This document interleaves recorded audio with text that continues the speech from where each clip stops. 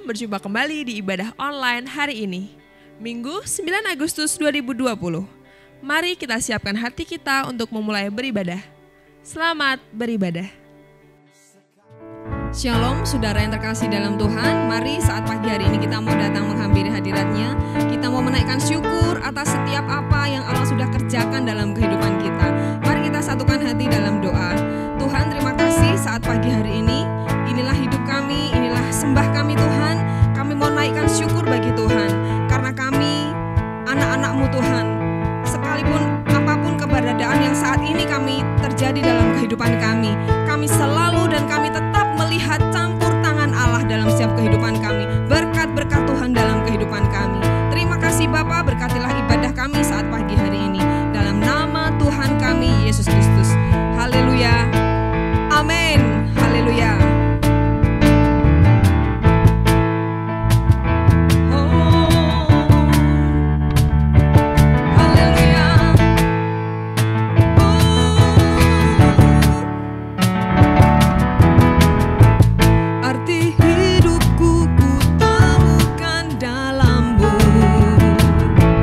Setiap janji-Mu menuntun langkahku, takkan ku menyerah walau badai menerpaku.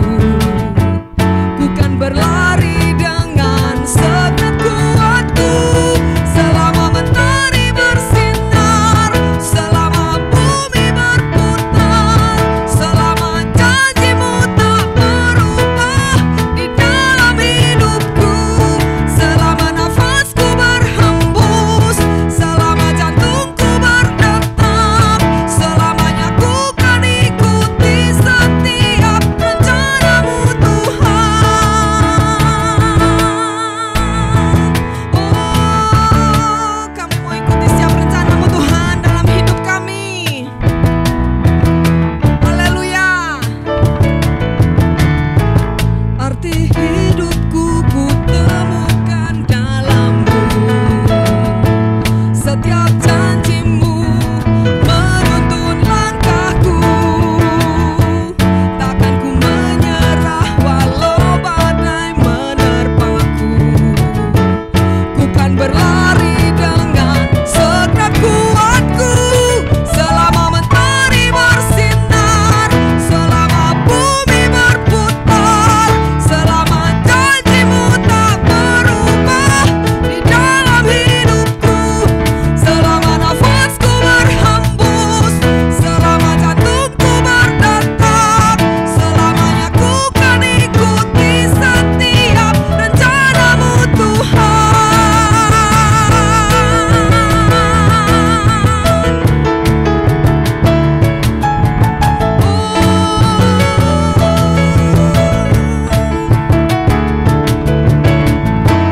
Takkan ku menyerah walau badai menerpaku.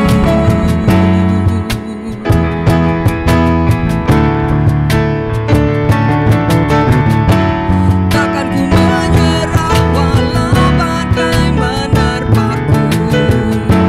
Ku kan berlari dengan segenap kuatku, selama mentari bersinar, selama bumi berputar, selama janji-Mu tak berubah di dalam hidupku. Selama nafasku berhembus, selama jantungku berdetak, selamanya ku kan ikuti setiap rencana-Mu Tuhan. Selamanya ku kan ikuti setiap rencana-Mu Tuhan. Selamanya ku kan ikuti setiap rencana-Mu Tuhan.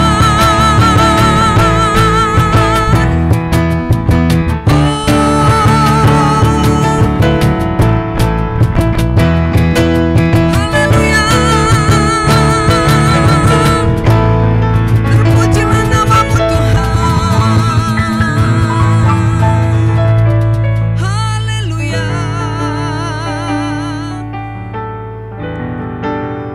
Haleluya. Kami mau ikuti setiap rencana-Mu Tuhan. Oh.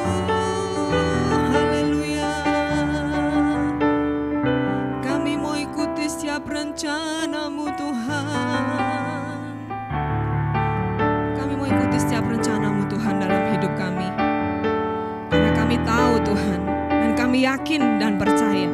Kami punya Allah yang besar, kami punya Allah yang dahsyat, Allah yang telah berjanji dan sanggup menggenapi dalam setiap kehidupan kami. Dan bagian kami adalah berserah penuh. Bagian kami adalah mengandalkan Tuhan. Bagian kami adalah menyerahkan semua kekuatan kami kepada Tuhan. Maka kami akan melihat kemenangan demi kemenangan dalam kehidupan kami, Tuhan. Terima kasih, Tuhan. Terima kasih, Tuhan.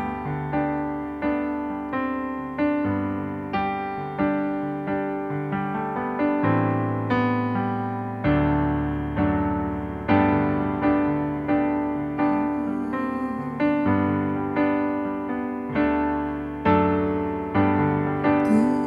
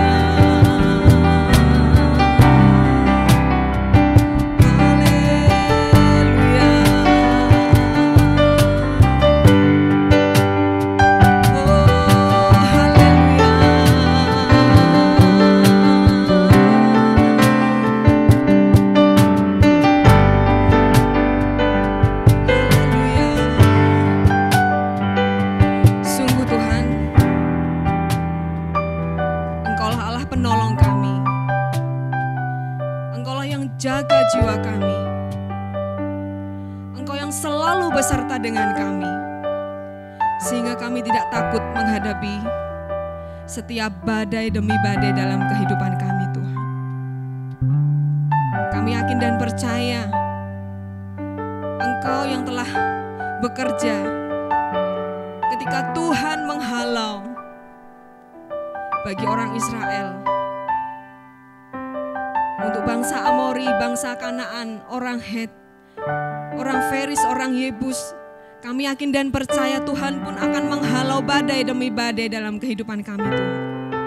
Tuhan yang sama yang akan bekerja, yang akan memberikan kemenangan demi kemenangan dalam kehidupan kami Tuhan. Terima kasih Tuhan, terima kasih.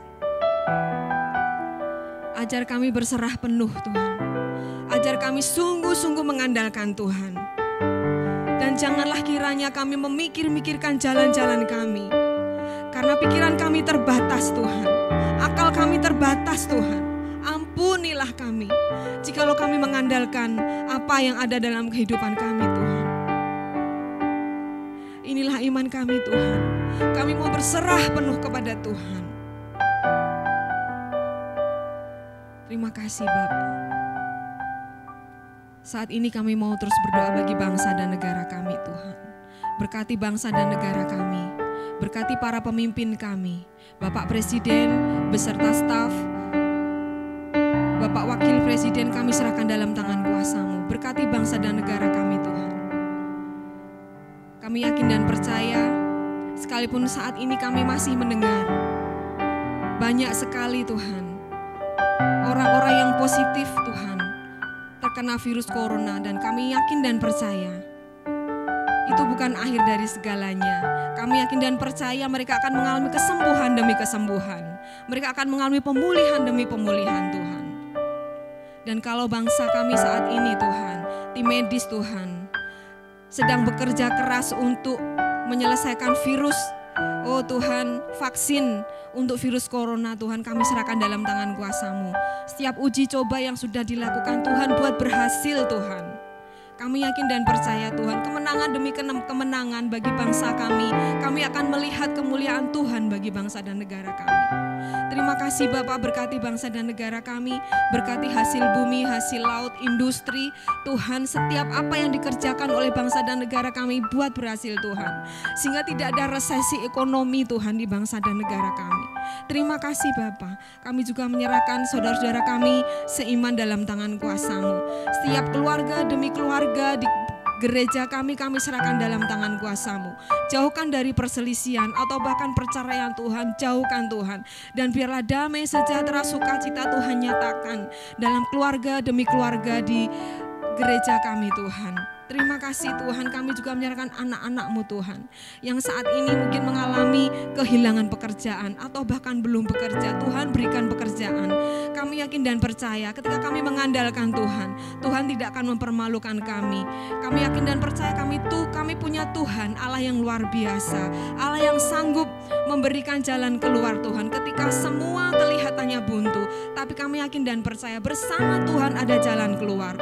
Berkati anak-anak-Mu Tuhan yang saat ini belum punya pasangan hidup, Tuhan berikan pasangan hidup yang seimbang, yang takut akan Tuhan, sehingga mereka menjadi pasangan-pasangan ilahi untuk kemuliaan nama Tuhan, kerajaan Tuhan di muka bumi ini Tuhan. Berkati setiap anak-anak-Mu Tuhan yang belum punya momongan Tuhan, kami serahkan dalam tangan kuasa-Mu. Biarlah pengharapan di dalam Tuhan tidak akan sia-sia. Terima kasih Bapa, kami menyerahkan saudara-saudara kami seiman dalam tangan kuasa Tuhan.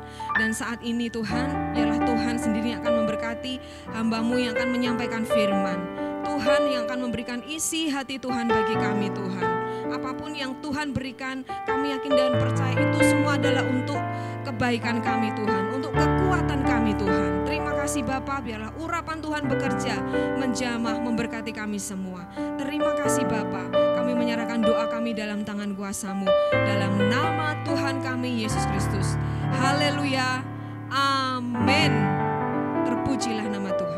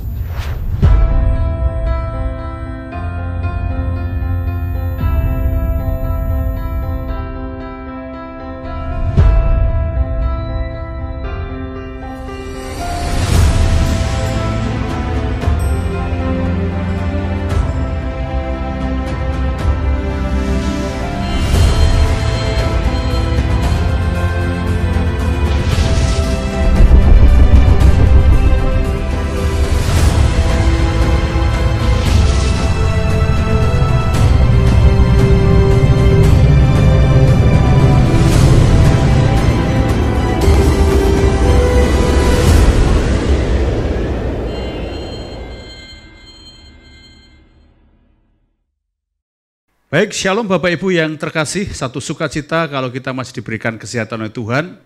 Di minggu yang kedua di bulan Agustus tahun 2020 kita bersyukur kalau Allah masih berikan kesempatan yang baru kepada kita. Kita akan mendengarkan firman Tuhan dan kita mau siapkan hati kita untuk kita masuk dalam perjamuan kudus. Saya masih ingat ketika tahun 90-an ada satu film yang populer di tanah air yang berjudul MacGyver. Ya, jadi film ini berbicara tentang seorang jagoan yang sangat pintar, yang selalu mampu menyelesaikan masalah demi masalah dengan menggunakan apapun yang bisa ia jumpai. Jika kebanyakan tokoh film utama action harus mempergunakan senjata, MacGyver ini dia hanya memilih untuk memakai lakban dan perkakas lipat multiguna atau sering disebut Swiss Army Knife. Tokoh ini tidak pernah mengeluh terhadap keterbatasannya ataupun ketersediaan perlengkapan atau bahan-bahan yang digunakan untuk dapat mengalahkan musuh atau situasi yang sulit. Dia selalu bisa keluar dari masalah dengan memaksimalkan apa yang ada pada dirinya dan apa yang ada di sekitarnya. Mungkin sih cerita ini atau film ini adalah fiktif, tapi saya senangnya adalah saya suka esensinya, intinya. Dia orang yang tidak pernah menyerah, dia orang yang tidak pernah putus pengharapan, dia selalu percaya bahwa dia bisa keluar dari masalah. Kalau hari-hari gini banyak sekali orang-orang atau anak-anak Tuhan mulai mengkambing hitamkan masalah, mengkambing hitamkan persoalan. Dan dia mencari kambing hitam kalau dia punya masalah itu gara-gara A, B, C, D dan seterusnya. Dia tidak mau mencari solusinya tapi dia mengkambing hitamkan. Tuhan selalu ingin kita memaksimalkan apa yang ada dalam setiap kehidupan kita. Tuhan tidak ingin kita adalah orang-orang yang suka mengeluh, tetapi orang-orang yang selalu bersandar kepada Tuhan. Saat ini kita akan belajar firman Tuhan dengan tema pertolongan Tuhan. Ya, bagaimana hidup dalam pertolongan Tuhan. Kita akan membahas dalam 2 Raja-Raja pasal yang keempat, ayat 1 sampai yang ke-7. 2 Raja-Raja 4 ayat 1 sampai yang ke-7, salah seorang dari istri-istri para nabi mengadukan halnya kepada Elisa sambil berseru, hambamu suamiku sudah mati dan engkau ini tahu bahwa hambamu itu takut akan Tuhan. Tetapi sekarang penagih hutang sudah datang untuk mengambil kedua orang anakku menjadi budaknya. Jawab Elisa kepadanya, apakah yang dapat kuperbuat bagimu? Beritahukanlah kepadaku apa-apa yang kau punya di rumah.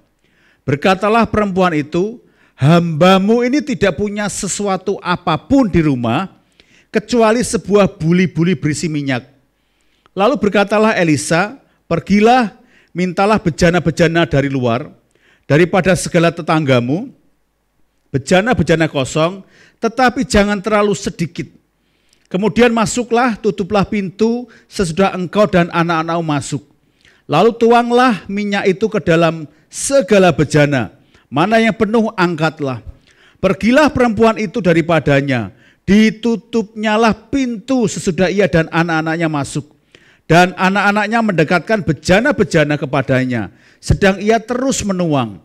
Ketika bejana-bejana itu sudah penuh, berkatalah perempuan itu kepada anaknya, dekatkanlah kepadaku sebuah bejana lagi. Tetapi jawabnya kepada ibunya, tidak ada lagi bejana. Lalu berhentilah minyak itu mengalir. Kemudian pergilah perempuan itu memberitahukannya kepada abdi Allah, dan orang ini berkata, pergilah, jualah minyak itu, bayarlah hutangmu, dan hiduplah dari lebihnya engkau serta anak-anakmu.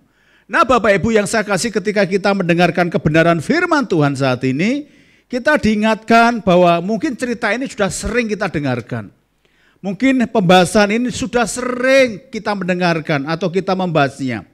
Jadi kalau kita melihat beban yang dialami oleh janda ini bisa dikatakan sangat kompleks. Ya, janda ini, wanita ini atau janda ini betul-betul pergumulannya sangat kompleks. Ya, dia adalah wanita atau janda dari seorang nabi yang ditinggal mati oleh suaminya. Ya, dikatakan Dia hidup sekitar abad ke-9 sebelum Masehi dan dia berada di kerajaan utara. Ingat, Israel terpecah menjadi dua, kerajaan utara dan kerajaan selatan. Ya, kalau kerajaan utara itu adalah dengan ibu kota Samaria yang diikuti oleh 10 suku, lalu kerajaan selatan dengan ibu kota Yehuda atau Yerusalem dan 2 suku. Nah, dia punya hutang tidak bisa bayar, anaknya mau diambil dan dijadikan budak, kekurangan. Kalau kita melihat keadaan moral dan spiritual sangat menyedihkan pada waktu itu. Raja yang memerintah adalah Yoram. Siapa Yoram? Dia adalah anak Ahab dan Isabel. Dan pada masa pemerintahannya, Yoram ini melakukan apa yang jahat di hadapan Tuhan. Penyembahan Baal mungkin sebagai agama negara. Jadi kalau orang tidak menyembah Baal adalah musuh negara. Dan perempuan ini atau janda ini hidup di dalamnya. Hidup dalam masa-masa yang sulit. Ya, keadaan moral dan spiritual sangat menyedihkan. Dan janda ini ada di situ. Dia dan kedua anaknya. Alkitab tidak pernah menjelaskan janda nabi ini bisa terlilit hutang. Alkitab tidak pernah menuliskan bagaimana dia bisa berhutang. Tetapi kita melihat pada saat ini, apa yang dilakukan janda ini ketika dia menghadapi pergumulan. Yang pertama dikatakan, dia bertanya kepada orang yang tepat. Yang dilakukan janda ini, dia bertanya kepada orang yang tepat. Suatu hari ada seorang jenderal yang ingin menyeberang sungai. Tapi dia ragu mengenai kedalaman sungai ini. Dia beserta dengan kudanya, prajuritnya, dia termenung di pinggir sungai. Dia bertanya kepada orang, kok enggak ada yang lewat. Tiba-tiba ada anak kecil yang ada di samping jenderal ini. Akhirnya jenderal berkata kepada anak kecil itu, "Nak, kalau aku menyeberang sungai ini, aku tenggelam enggak dengan kuda-kudaku dan prajuritku?" Lalu si anak ini berdiam diri, dia lihat kaki kuda, lalu dia lihat jenderal, lalu dia lihat lagi prajurit-prajurit, dikatakan, "Jenderal, kamu gak akan tenggelam kalau kamu nyebrang sungai." Jenderal katakan, "Ya." Singkat cerita, jenderal ini sama anak buahnya menyeberang sungai dengan naik kuda. Tapi di tengah-tengah sungai itu ternyata semuanya tenggelam. Lalu jenderal sama anak buahnya berenang dan memarahi anak kecil itu. Dikatakan, "Katanya saya gak akan tenggelam." Lalu anak kecil berkata demikian, "Memang gak akan tenggelam. Setiap hari bebek-bebek saya itu nyebrang sungai ini dan tidak pernah tenggelam. Kalau saya lihat kakinya bebek saya itu lebih pendek, sedangkan kudanya jenderal tinggi. Saya pikir pasti kudanya nggak tenggelam, wong bebek saja nggak tenggelam." Bapak Ibu, kepada siapa kita meminta nasihat atau pertolongan? Kepada dukun, paranormal, orang pintar, atau hamba Tuhan? 2 Raja-Raja 4 ayat 1, salah seorang dari istri-istri para nabi mengadukan halnya kepada Elisa sambil berseru, "Hambamu, suamiku sudah mati, dan engkau ini tahu bahwa hambamu itu takut akan Tuhan. Tetapi sekarang penagih hutang sudah datang untuk mengambil kedua orang anakku menjadi budaknya." Perempuan yang diceritakan dalam perikop ini seperti di atas saya katakan, dia adalah istri dari seorang nabi Tuhan, artinya pengikut dari Elisa. Dia orang yang setia, suaminya setia, suaminya takut akan Tuhan. Di tengah-tengah lingkungan yang tidak setia, dia tetap setia. Jadi kita bisa bayangkan bahwa dia sudah tidak punya apa-apa, anaknya dua mau diambil, bahkan mau dirampas, dan dia hidup dalam penderitaan, kekurangan, bukan hanya 1 hari, tetapi dari hari ke hari, sampai mungkin semuanya sudah dijual oleh dia, supaya dia bisa hidup. Dan ketika dia bertemu dengan Elisa, mungkin dia berkata demikian, "Kemana engkau? Ketika suamiku meninggal, kok tidak ada yang peduli kepada aku? Ketika aku punya pergumulan, kok tidak ada yang peduli kepada aku? Masakan engkau abdi Allah yang hebat, kenapa engkau tidak mempedulikan hidupku?" Dan seterusnya. "Aku tak berdaya, aku tidak punya apa-apa, Tuhan tolong aku." Memang Bapak Ibu yang saya kasih, kemiskinan, penderitaan, dan penantian bisa membuat kita tidak berdaya.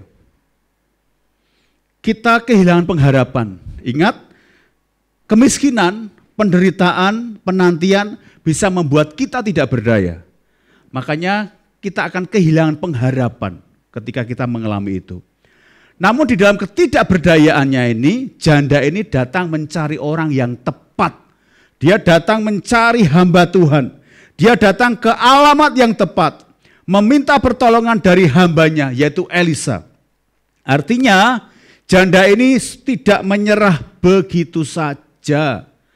Dengan kata lain, ia masih ingat bahwa Tuhan masih ada. Yang dilakukan janda miskin ketika dia ada dalam pergumulan, bertanya kepada orang yang tepat. Yang kedua, ayat yang kedua dalam 2 Raja-Raja 4 yang kedua, jawab Elisa kepadanya, apakah yang dapat kuperbuat bagimu? Beritahukanlah kepadaku apa-apa yang kau punya di rumah. Berkatalah perempuan itu, hambamu ini tidak punya sesuatu apapun di rumah, kecuali sebuah buli-buli berisi minyak. Yang kedua yang dilakukan adalah mulai dengan apa yang ada dalam tangannya. Pertolongan Tuhan, mujizat Tuhan, dimulai dari apa yang ada dalam diri kita. Janda ini miskin tidak punya apa-apa, di rumahnya itu hanya ada buli-buli berisi minyak. Mungkin seperti saya katakan tadi, barang lain sudah dijual, perabotan, kalau dia punya perhiasan sudah dijual semuanya untuk makan supaya tidak mengalami kelaparan. Tapi semuanya habis, hanya tinggal buli-buli. Nah, menurut literatur, minyak ini digunakan untuk mengurapi tubuh atau minyak urapan. Tapi apa artinya dengan hutang piutang? Dikatakan banyak orang Kristen gagal karena melihat besarnya masalah. Fokus pada keterbatasan. Jangan anggap remeh hal yang kecil. Mungkin bagi orang lain, buli berisi minyak itu kecil. Tetapi ini ada titik awal untuk nanti dia akan mengalami sesuatu yang luar biasa dari Tuhan. Matius 17 ayat 20 berkata, sesungguhnya sekiranya kamu mempunyai iman sebesar biji sesawi saja, kamu dapat berkata kepada gunung ini, pindah dari tempat ini ke sana, maka gunung ini akan pindah dan tak akan ada yang mustahil bagimu. Sekecil apapun talenta, berkat yang ada pada kita, jika kita menyerahkannya kepada Tuhan, maka itu akan menjadi hal yang luar biasa. Ingat, ketika Yesus memberi makan 5.000 orang, Yesus atau lebih 10.000, Yesus hanya butuh 5 roti dan 2 ekor ikan. Sisanya 12 keranjang. Daud hanya menggunakan batu kecil untuk membunuh Goliat yang besar. Tuhan tentu lebih dari sekedar sanggup untuk menolong secara instan. Tapi pada kenyataannya dikatakan Tuhan lebih jauh melimpahkan berkat-Nya melalui apa yang kita punya. Dia memberkati lihat usaha kita yang kita lakukan untuk mengolah usaha kita, pekerjaan kita, atau apapun yang kita kerjakan hari-hari ini, Tuhan bisa pakai itu sebagai titik awal untuk menolong kita. Di tengah ketidakberdayaan, kuasa Tuhan nyatanya mengangkat segala penderitaan kita. Jadi janda ini hanya punya ini. Dan Elisa katakan, ya, Tuhan akan melakukan yang luar biasa kepadamu. Yang terakhir, kerjasama. Apa yang dilakukan janda ini ketika dia menghadapi pergumulan? Kerjasama. Dalam ayat yang ke-7 sampai 3 sampai yang ke-7 dalam 2 Raja-Raja, lalu berkatalah Elisa, pergilah mintalah bejana-bejana dari luar daripada segala tetanggamu. Bejana-bejana kosong tetapi jangan terlalu sedikit. Kemudian masuklah, tutuplah pintu sesudah engkau dan anak-anakmu masuk. Lalu tuanglah minyak itu ke dalam segala bejana. Mana yang penuh angkatlah. Pergilah perempuan itu daripadanya, ditutupnyalah sepintu sesudah ia dan anak-anaknya masuk. Dan anak-anaknya mendekatkan bejana-bejana kepadanya, sedang ia terus menuang. Ketika bejana-bejana itu sudah penuh, berkata perempuan itu kepada anaknya, dekatkanlah kepadaku sebuah bejana lagi. Tetapi jawabnya kepada ibunya, tidak ada lagi bejana. Lalu berhentilah minyak itu mengalir. Kemudian pergilah perempuan itu memberitahukannya kepada abdi Allah. Dan orang ini berkata, pergilah, jualah minyak itu, bayarlah hutangmu, dan hiduplah dari lebihnya. engkau serta anak-anakmu. Janda ini yang sedang terlilit hutang yang besar, dia sangat putus asa, dia datang dengan hati yang hancur kepada Elisa dan mengeluhkan pergumulannya kepada Elisa, dan Elisa tergerak untuk menolong janda itu. Dengan hikmat Tuhan, Nabi Elisa memerintahkan perempuan tersebut beserta kedua anaknya untuk meminta bejana yang tidak terpakai dari tetangganya. Apakah Elisa langsung bisa menolong dia? Bisa. Tapi dengan hikmat yang dari Tuhan, hikmatnya dari atas, Elisa berkata kepada janda ini, kamu minta bejana kepada tetanggamu. Jangan sedikit, tapi yang banyak. Ini tantangan berat bagi janda itu. Dia terlilit utang, mungkin dia pernah hutang tetangganya kanan kirinya atau apapun juga. Sekali lagi dia disuruh menemui mereka, tapi hanya minta bejana kosong. Mungkin bagi tetangganya, ngapain apa dilakukan oleh perempuan ini. Tapi tetangga kata, ya sudahlah, kasih aja bejana yang kosong. Nabi Elisa tentu saja bisa melipat gandakan minyak tersebut. Tapi mengapa dia menyuruh janda ini meminta bejana dari tetangganya? Ingat, Nabi Elisa ingin membangkitkan dan melatih iman wanita itu agar percaya sepenuhnya kepada Tuhan. Mungkin Nabi Elisa bisa menuangkan minyak sampai minyak itu meluber bisa. Tapi di poin yang terakhir ini, Nabi Elisa minta kerjasama dari wanita ini dengan anaknya. Yang meminta bejana itu bukan hanya wanita ibunya, tetapi anak-anaknya. Nabi Elisa kepingin orang tua, wanita, ibu dan anaknya ini bekerja sama. Sehingga ada kesatuan di dalamnya.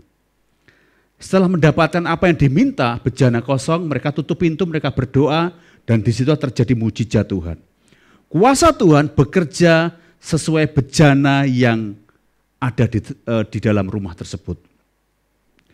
John Gresham berkata, seharusnya semakin kita mengenal Tuhan, semakin kita percaya kepadanya.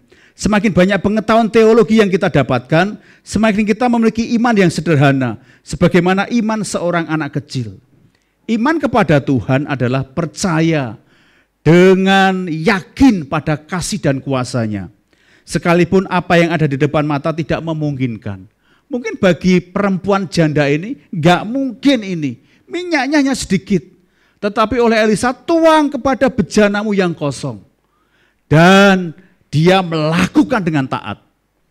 Kerjasama Elisa dan janda dan anaknya adalah ketaatan Elisa dan ketaatan janda itu dan anaknya. Ketika Elisa menyuruh janda ini minta bejana, janda ini berangkat. Ketaatan dibutuhkan. Di dalam kerjasama ini butuh ketaatan. Nah, Martin Luther juga katakan, Tuhan telah membuat segala sesuatunya bergantung pada iman. Jadi siapa yang memiliki iman akan memiliki segalanya. Dan siapa yang tidak memiliki iman tidak memiliki apa-apa. Pertolongan atau mujizat yang kita butuhkan hari ini, minggu ini, bulan ini, tahun ini apa sih? Sediakan bejana iman yang sesuai itu dan berikan kesempatan Tuhan untuk menyatakan kuasa-Nya. Banyak orang bertanya, apa yang mujizat Tuhan berikan kepadaku? Sebetulnya setiap hari Tuhan sudah menolong kita lewat kehidupan kita. Tuhan bekerja lewat pekerjaan kita, usaha kita. Itu sudah pertolongan Tuhan. Kapan kita berseru berdoa kepada Tuhan? Persoalan kita yang terbesar yaitu dosa dan sudah dibereskan Tuhan Yesus di atas kayu salib. Ketakutan kita yang terbesar yaitu kematian sudah dikalahkan Tuhan Yesus di kubur yang kosong. Masakan kita takut dengan yang lain, ekonomi, sakit penyakit, pekerjaan, pasangan, keturunan, anak, COVID-19 ataupun ekonomi kita. Katakanlah kalaupun kita mengalami, tapi itu tidak akan bisa memisahkan kita dari kasih Kristus. Sikap dan respon Elisa terhadap janda ini menggambarkan sikap Tuhan kepada kita. Apakah yang dapat kuperbuat bagimu? Jadi peristiwa Elisa dan janda ini mengingatkan kita semuanya. Apakah yang dapat Tuhan perbuat bagimu? Pagi hari ini, biarlah kuasanya semakin sempurna dalam hidup kita. Kita mau belajar berserah kepada Tuhan. Kita belajar bekerja sama dengan Tuhan. Kita belajar taat kepada Tuhan. Datang kepada orang yang benar. Mari kita berdoa pada saat ini. Kami bersyukur untuk kemurahan yang Tuhan limpahkan dalam hidup kami. Saat ini Tuhan, jika kami akan masuk dalam perjamuan kudus dan kami akan mengambil bagian dalam perjamuan kudus pada saat ini, kami rindu biar kuasa-Mu sempurna atas kami. Kuasa-Mu nyata atas hidup kami. Dan kami berdoa biarlah surga terbuka atas rumah tangga kami, atas pekerjaan kami, atas usaha kami. Terima kasih Bapa. Di dalam nama Tuhan Yesus yang berdoa, haleluya. Amin. Mari Bapak Ibu yang saya kasihi, siapkan roti dan anggur yang sudah Bapak Ibu persiapkan pada saat ini. Kita mau masuk dalam perjamuan kudus di hari ini.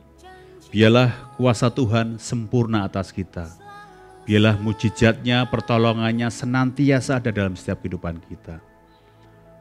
Mari kembali kita akan berdoa sebelum kita masuk dalam perjamuan kudus. Bapa di surga, kami berdoa biar Tuhan kuduskan roti dan anggur pada pagi hari ini. Biarlah kuasa-Mu sempurna atas setiap kami. Terima kasih Bapa. Kami berdoa pada saat ini. Haleluya. Mari angkat roti dengan tangan kanan kita lebih tinggi dari kepala kita saat ini. Ingat bahwa segala pergumulan, persoalan kita yang terbesar, yaitu dosa, sudah dibereskan Tuhan Yesus di atas kayu salib. Ketakutan kita yang terbesar, yaitu kematian, sudah dikalahkan Tuhan Yesus di kubur yang kosong. Saat ini imani bahwa pertolongan Tuhan, kuasa Tuhan, mujizat Tuhan masih bisa kita alami di tengah pandemi COVID-19 pada tahun ini.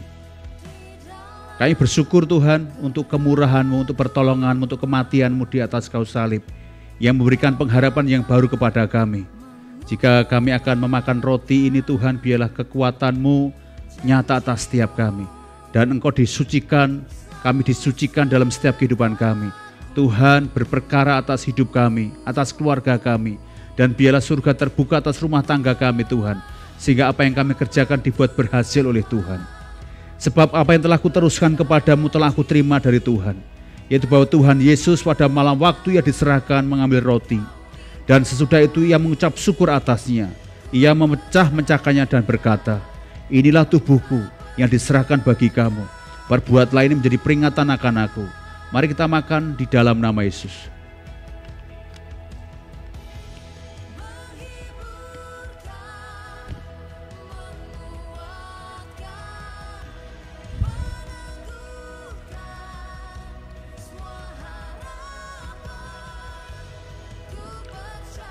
Angkat cawan dengan tangan kanan kita lebih tinggi dari kepala kita pada saat ini.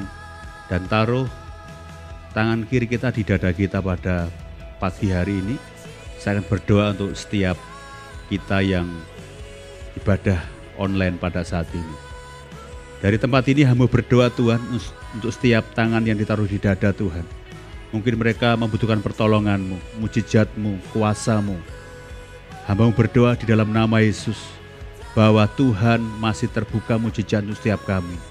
Pertolongan-Mu masih cukup bagi kami Tuhan.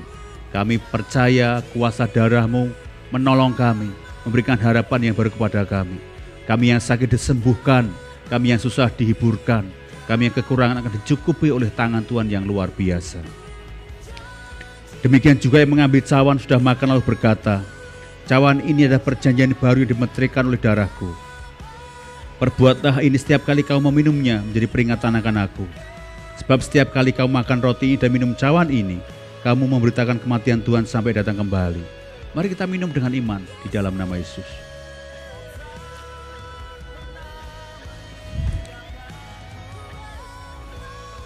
Terima kasih Tuhan untuk karya-Mu, untuk pengorbanan-Mu yang memberikan harapan yang baru kepada kami. Kami percaya biarlah kuasa-Mu semakin sempurna atas hidup kami. Terima kasih Bapa. Mari kita akhiri ibadah kita pada saat ini. Angkat tangan-Mu dan biarlah berkat Tuhan tercurah atas rumah tangga-Mu pada saat ini. Tuhan memberkati engkau dan melindungi engkau. Tuhan menyinari engkau dengan wajah-Nya dan memberi engkau kasih karunia. Tuhan menghadapkan wajah-Nya kepadamu dan memberi engkau damai sejahtera. Kiranya segala berkat dari Allah Bapa, cinta kasih dari Tuhan Yesus, serta persekutuan Roh Kudus menyertai engkau mulai sekarang sampai Maranatha, Tuhan Yesus datang kembali. Mari setiap kita percaya katakan amin. Tuhan memberkati. Kita percaya bahwa Tuhan akan selalu menolong kita dalam keadaan apapun. Untuk iKid, setiap hari Minggu jam 6.45 pagi bersama Superbook. Kemudian untuk Mesbah Keluarga, setiap hari jam 9 malam, mari kita doakan bersama-sama negara kita, pemerintahan kita, gereja kita, dan keluarga kita masing-masing.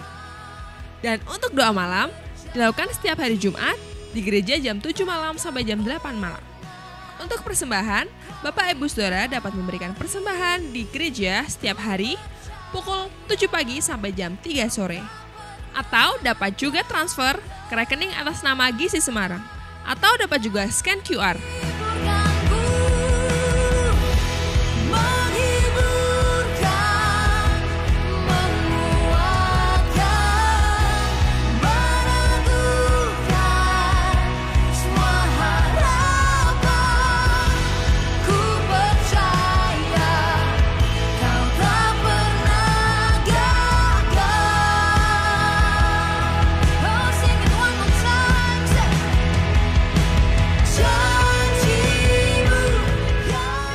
Kemudian untuk iCare dapat menghubungi gembala iCare masing-masing. Demikian untuk ibadah online hari ini. Jangan lupa untuk like dan subscribe channel kita FGF City Park. Tuhan Yesus memberkati.